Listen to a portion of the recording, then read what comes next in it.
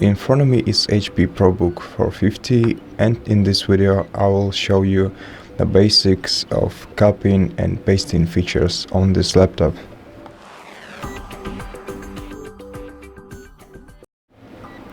So the first thing I want to show you is how you copy and paste different texts. So let's open a new text document and let's input some sample text right here. And to copy and paste this text, so first to copy, just hold down the left key of your mouse and drag it over the text that you want to select.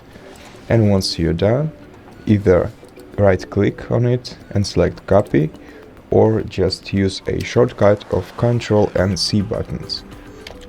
So you can press CTRL C at the same time, and then to paste the text, just right click at any blank space of the document and select paste. Or you can just use a CTRL V feature to paste the text. You can select any part of the text that you want and copy, paste it. And Windows also has something called Clipboard, and to use the Clipboard, at which every selections that you made and copied are saved, you'll have to press the Windows button together with the V button. So just like Ctrl V, but Windows V.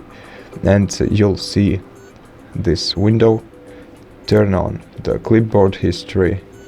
And right now, if we select different parts of our text, they will all be saved in the clipboard.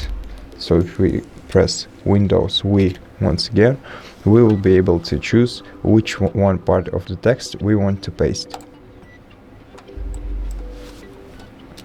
So besides text, you can basically copy and paste everything on your PC. So let's go into the File Explorer to check our files. Let's go into the Pictures folder and see if we have anything here. Well, as you can see, it's empty, so maybe some other directory. And as you can see, right here we have some image. Let's try and copy it. So just right click on it and select copy, or just Ctrl C on it, use Ctrl C, and let's use Ctrl V to paste it. As we pasted it in the same directory, we can see the copy annotation at the end of the name of the image. But if we paste the image into a different directory, for example in the documents, the image will keep its original name, as there is no such file in this directory yet. Besides copying and pasting features, you also can cut the files out and place them in other directories. So if we select this image, then right click on it and select cut, or just use CTRL X shortcut. This way we will cut the image out this directory. So let's place it in the videos folder. So just go into the videos folder and press Ctrl V, and this way you will paste the image into this folder. And right now, if we return to the previous directory from which we copied this image, we'll not be able to see it right here because it's now basically moved. And so these are all the features I wanted to tell you about.